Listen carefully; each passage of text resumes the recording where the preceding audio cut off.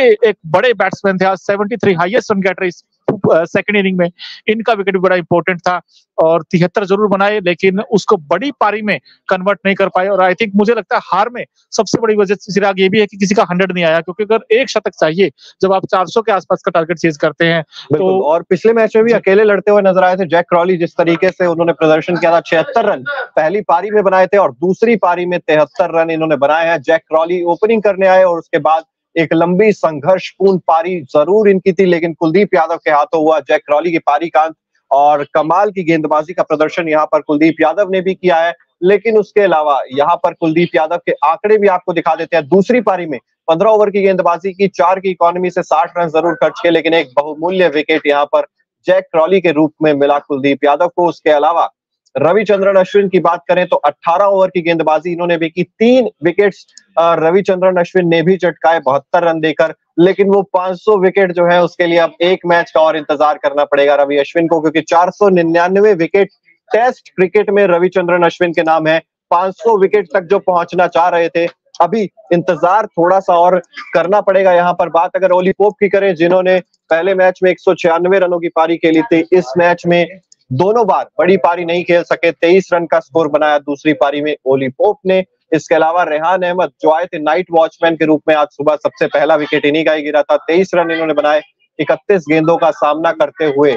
बात अगर करें कप्तान बेन स्टोक्स की, 11 रन 29 गेंदें। जब तक बेन स्टोक्स खड़े थे इंग्लैंड की उम्मीदें जिंदा थी, लेकिन रन आउट एक वो आखिरी चीज होती है किसी भी बल्लेबाज के लिए कि मैं रन आउट नहीं होना चाहता, और आज बेन स्टोक्स के साथ वही हुआ। Monu, credit I think Shreyas Iyer को देना पड़ेगा, क्योंकि अय्यर ने वाकई बड़ा शानदार थ्रो किया और वो रन आउट हुए। और आई थिंक वो विकेट अगर मैं कहूं तो अय्यर का ही विकेट था, बिकॉज अय्यर जिस तरह की फील्डिंग की, उन्होंने कैचेस भी अच्छे पकड़े हैं।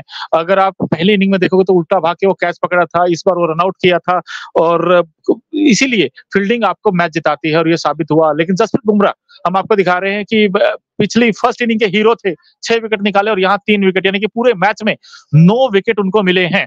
17.2 ओवर की गेंदबाजी की, 46 रन दिए, 3 विकेट झटके, कमाल की गेंदबाजी की है उन्होंने। और इसके अलावा देखिए दूसरे एंड से उनको उस तरीके का साथ नहीं मिला। जो सेकंड पेसर थे मुकेश कुमार, वो उस तरीके की काबिलियत नहीं दिखा पाए इस मैच में, हालांकि उनको 1 विकेट मिला सिर्फ इस पूरे मैच में। लेकिन इंग्लैंड की बैटिंग की हम बात करते हैं, जॉनी बेस्टो, तो इनसे बड़ी उम्मीदें थी, तेज खेलते थे, लेकिन ये सेट होने के बाद आउट हुए। और इसके अलावा बेन स्टोक्स, अब विकेट कीपिंग इनकी काबिल तारीफ है, लेकिन बैटिंग में अभी भी कुछ वीक लिंक्स हैं इनकी बैटिंग में। 36 बनाए, 69 गेंदों का सामना किया। और बेन डेकेट का जो विकेट था कल, 28 जरूर बनाए, लेकिन बेन डेकेट से बड़ी पारी की उम्मीद थी, वो नहीं खेल पाए। अश्विन ने इनका विकेट निकाला, लेकिन ओली पोप पहले मैच के हीरो थे, बड़ी उम्मीदें थी कि सेकंड मैच में फिर से वैसा अटैक स्टार्ट देंगे, लेकिन नहीं दे पाए चिराग। बिल्कुल वैसा स्टार्ट भी नहीं दे पाए मोनू, और जिस तरीके से ओली पोप से ज्यादा उम्मीदें रखी जाती है, क्योंकि पिछला मैच ओली पोप के वो 196 रन अगर नहीं होते तो शायद इंग्लैंड वो वाला मैच भी आराम से हार जाता। लेकिन वो कहते हैं ना कि हर दिन मंगलवार नहीं होता, तो हर दिन ओली पोप का बल्ला चलेगा, ये उम्मीद अगर इंग्लैंड कर रही है तो शायद ये उनकी कमी रही है। और बेसबॉल के खिलाफ ये सबसे बड़ी जंग हम इसलिए बात कर रहे हैं क्योंकि इंग्लैंड, चाहे वो पहली गेंद खेल रहे थे, चाहे वो 9 विकेट गिरने के बाद आखिरी गेंद खेल रहे थे, तरीका वही था। बेसबॉल वर्सेस टीम इंडिया का ये मुकाबला था। मोनू, पिछले मुकाबले में जीत जरूर मिली इंग्लैंड को, लेकिन क्या इस मैच में औंधे मुंह गिरा है बेसबॉल? बिल्कुल आप कह सकते हैं, लेकिन ये भी नहीं कह सकते कि टोटली के औंधे मुंह ही गिरा, क्योंकि आप रन रेट देखोगे सेकंड इनिंग में वो अच्छी रन रेट है, 4.5-5 रन की एवरेज रन बनाया। मतलब मोनू, जब आप मैच नहीं, अगर आप 3 की रन रेट से भी अगर आप कल 5वें दिन जाकर मैच जीत जाते, वो चीज बढ़िया थी। आप 5 की रन रेट से रन बना के मैच हार रहे हो। नहीं, एक चीज ये भी है ना कि उनको वो मन बना के आए थे कि हमें डिफेंसिव नहीं खेलना है, हमें अटैकिंग क्रिकेट ही खेलनी है। वो माइंडसेट में क्लैरिटी थी। अगर आप जरूर को देखोगे तो पहले से ही आ गए थे, वो गेंद कैसा भी आए वो मारने के लिए आए थे, वो स्टेप आउट करने के लिए। सो आई थिंक इनकी ये सोच है, नई सोच आई है। अब ये नई सोच कुछ कई इस बार काम भी किया है, लेकिन अब एक मैच से आप ये भी नहीं कह सकते कि यार इनका बेसबॉल जो है वो टोटली फेल हो गया है, क्योंकि आपने 5 सीरीज लास्ट देखोगे तो हार नहीं हुई इस टीम की, ये जीते हैं। अब 2 हारे हैं, ये एक मैच हारे हैं, सॉरी, लेकिन अगले मैच में हो सकता है यूटिलाइज कर ले बेसबॉल को और अच्छे से जीत भी जाए। बिल्कुल, अब डिपेंडेंसी रहेगी, क्योंकि पिच पर भी बहुत सारे सवाल उठाए जा रहे थे, किस तरीके की पिच तैयार करनी चाहिए। यहाँ पर वो मुझे लगता है कि थोड़ा सा बैलेंस बनाकर चलने की कोशिश की है भारत ने। जो भी पिच क्यूरेटर है उनसे यही कहा होगा कि वो रफ पैचेस जो प्रॉपर इंडियन पिचेस पे देखने को मिलते हैं वो मत दीजिएगा, लेकिन हल्के हल्के क्रैक्स जरूर छोड़ दीजिएगा, जिन क्रैक्स से रविचंद्रन अश्विन ने दूसरी पारी में मदद ली है, कुलदीप यादव ने कुछ मदद ली है, लेकिन जसप्रीत बुमराह, मुझे लगता है ये जसप्रीत बुमराह और एंडरसन की कमाल ही थी, वरना ऐसा कोई पेसर होता नहीं है जो ऐसी विकेट्स पे इतनी ज्यादा विकेट्स आपको दिला दे। बिल्कुल, नो डाउट, क्योंकि दोनों ने वो जो एक्सपीरियंस का यूज किया है खासकर, और एक तारीफ तो मैं यहाँ पर टीम मैनेजमेंट की भी करना चाहूंगा। उसमें कोच राहुल द्रविड़ भी हो, चाहे कैप्टन रोहित शर्मा भी हो, उन्होंने ये दिखाया है जिगरा कि हम फ्लैट विकेट पे जाएंगे, पाटा विकेट पे जाएंगे, हम नहीं बना रहे इस बार गड्ढे। हम लोग कहते हैं ना गड्ढे बना के आप 3 दिन मैच खत्म करोगे, लेकिन उन्होंने फ्लैट विकेट दिया है कि अगर आप में दम है तो जीत कर दिखाओ, simple as it is line ये है। लेकिन चिराग इसलिए, लेकिन तारीफ इसलिए इंडियन पेसर्स की भी करनी पड़ेगी, बॉलिंग की करनी पड़ेगी कि फ्लैट विकेट पे विकेट्स निकाले उन्होंने। अश्विन को हमें लगा था फर्स्ट इनिंग में विकेट नहीं मिले थे, उनको उतनी मदद नहीं मिली थी, लेकिन सेकंड इनिंग में उन्होंने 3 विकेट निकाले। बुमराह ने अच्छी गेंदबाजी की और उस तरीके की मदद नहीं थी, तब भी भारतीय गेंदबाजों ने मतलब हल्ला बोला है। चिराग, ये आपको बात माननी पड़ेगी। बिल्कुल बात माननी पड़ेगी, और तरीका वही है इंग्लैंड का खेलने का। इस पर बहुत सारी चर्चा होगी, हम भी बहुत सारी चर्चा करेंगे, क्योंकि बहुत समय अगले मैच में। सबसे पहले तो ये चीज है कि 15 फरवरी को वो जो है राजकोट में आपको मैच खेलने जाना है, उससे पहले 10 दिन का समय है आपके पास, और 10 दिन राजकोट वाले टेस्ट मैच की भी बात होगी, और ये विशाखापट्टनम में जो टेस्ट मैच खेला गया इसकी भी बहुत सारी बातें होने वाली है कि आखिर ऐसा नहीं है कि टीम इंडिया इस मुकाबले को जीत गई और बहुत ज्यादा खुश होगी अपने ड्रेसिंग रूम में। यहाँ पर कुछ कमियां भी हैं जिन पर रोशनी डालने की जरूरत है। मेरे हिसाब से बहुत सारे पॉजिटिव्स जरूर आए। सबसे पहले मैं शुभमन गिल की बात करना चाहूंगा। मोनू, ये पारी डिसाइडिंग फैक्टर आप कह सकते हैं इस मैच के लिए हुई है एक तरीके से, और इनके करियर के लिए भी, क्योंकि एक समय वो मीडिया रिपोर्ट्स बता रही थी, अल्टीमेटम मिल गया था कि आप जाइए रणजी का मैच के लिए और फिर वापसी कीजिए। ये आखिरी मौका था शायद शुभमन गिल के पास, उसमें दमदार शतक लगाया। दूसरी पारी में शुभमन गिल के अलावा कोई भी बल्लेबाज नहीं चला, कमाल की बल्लेबाजी। बिल्कुल, नो डाउट, कमाल की बल्लेबाजी। और कई बार जब आपके ऊपर प्रेशर आता है तो वहीं पर पता चलता है आप कितने बड़े प्लेयर हैं, क्योंकि इनके ऊपर जब प्रेशर आया तो इन्होंने रन बना के दिखाए हैं। आई थिंक क्रेडिट देना चाहिए इनको, और ये अच्छे बैट्समैन है, नो डाउट टैलेंटेड बैट्समैन है, और उन्होंने वैसा ही कुछ दमखम दिखाया है शुभमन गिल ने भी। लेकिन आप इस मैच में कौन आपको बड़ा हीरो लगता है, वैसे वो भी मैं पूछना चाहता हूँ आपसे भी, और जितने लोग हमारे साथ हैं, आपको क्या लगता है यार सबसे बड़ा हीरो कौन है इस मैच का? क्या वो यशस्वी जायसवाल है जिन्होंने 200 बनाया?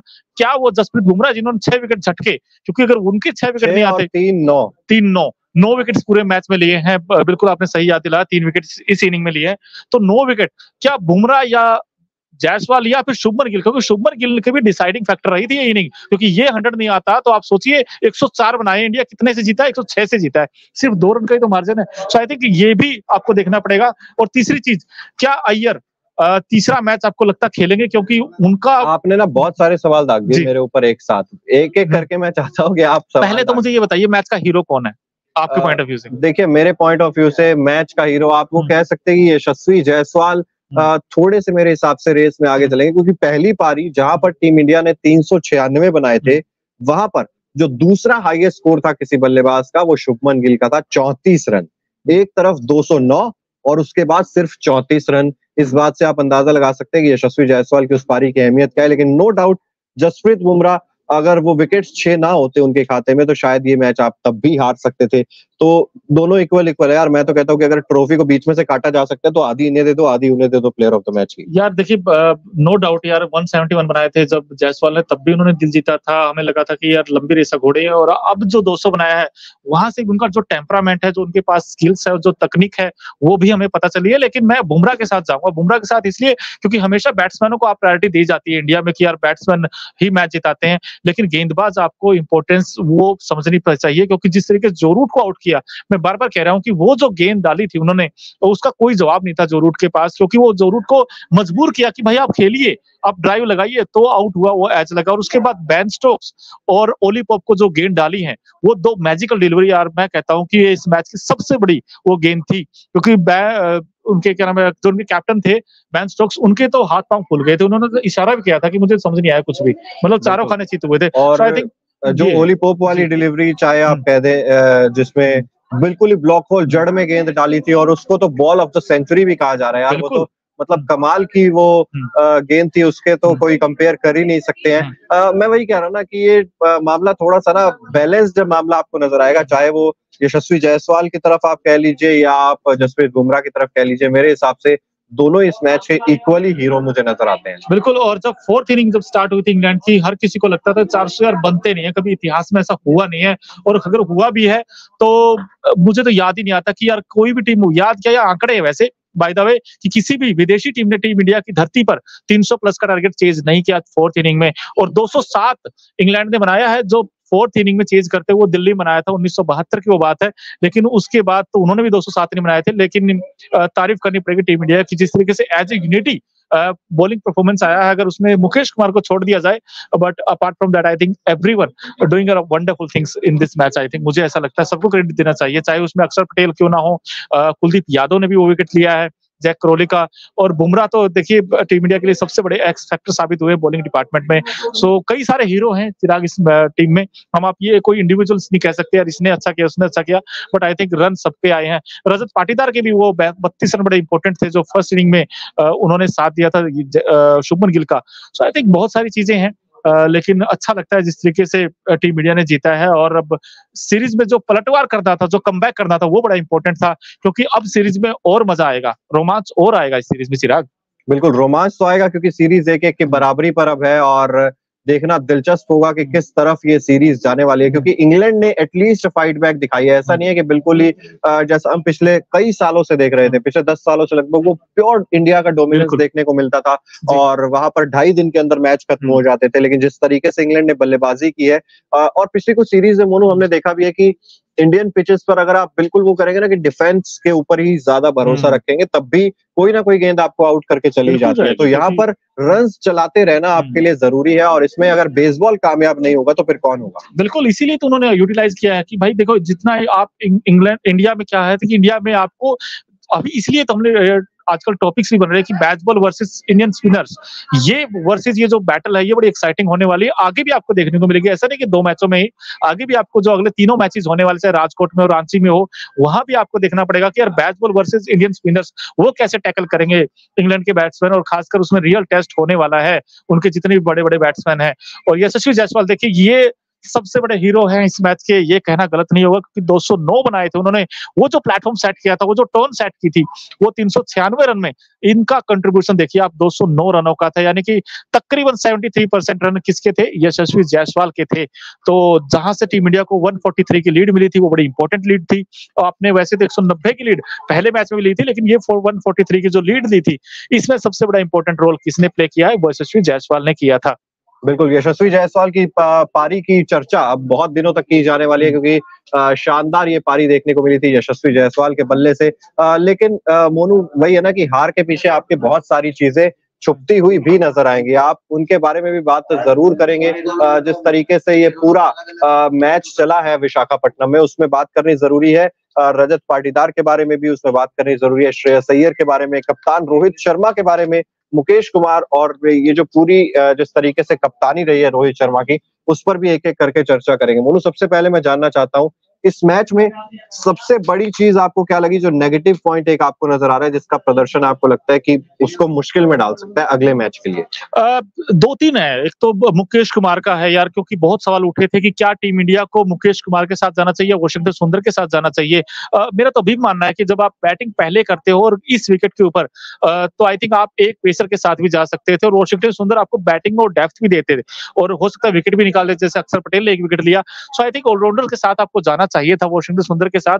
अब मुकेश कुमार को आपने लिया, मुकेश कुमार बड़े महंगे साबित हुए हैं दूसरी इनिंग में। अगर आप देखोगे तो उनकी तो जो इकोनॉमी है वो T20 जैसी है, तो आपको ये चीज सबसे डिसअपॉइंट किया मुझे। और दूसरी चीज जो बड़ी इंपॉर्टेंट है, केएस भरत। अब केएस भरत को आपने क्या विकेट कीपर के लिए ही सिर्फ चुना है, क्योंकि बैटिंग से तो उन्होंने कुछ नहीं किया अब तक। 7 या 8 मैच हो चुके हैं उनको खेलते हुए टेस्ट करियर में, 50 तक भी नहीं है एक साल में। अगर आप देखोगे तो ये भी एक बड़ा सवाल है कि आपको क्या भरत को एज ए विकेट कीपर ही चुना है टीम में। और नंबर 3 जो सबसे इंपॉर्टेंट है, श्रेयस अय्यर। भाई हमें अय्यर से बड़ी पारी की उम्मीद थी, लेकिन अय्यर का तो जो एवरेज है वो 20 से भी नीचे है। सो आई थिंक ये चीज, और ये देखिए ना, श्रेयस अय्यर के बारे में एक चीज और है मोनू की, पहले हम बात कर रहे थे कि शुभमन गिल का बाहर होना लगभग तय हो चुका है, क्योंकि विराट कोहली अगर तीसरे मैच में वापसी करते हैं तो फिर शायद शुभमन गिल का पत्ता कट जाना था, लेकिन ये शतक उन्हें आगे सरवाइव करने के लिए एक मौका दे चुका है। तो ऐसे में जो लिस्ट में अगला नंबर था ना, वो कहते हैं कि अगर ये नहीं कटेगा तो फिर कौन कटेगा, तो उसके लिस्ट में जो अगला नंबर होता है, नंबर उसका आ जाता है। तो फिर ऐसे मुझे लगता है अब श्रेयस अय्यर को अगले टेस्ट मैच से बाहर बैठना पड़ सकता है, अगर विराट कोहली वापस आ रहे हैं तो। और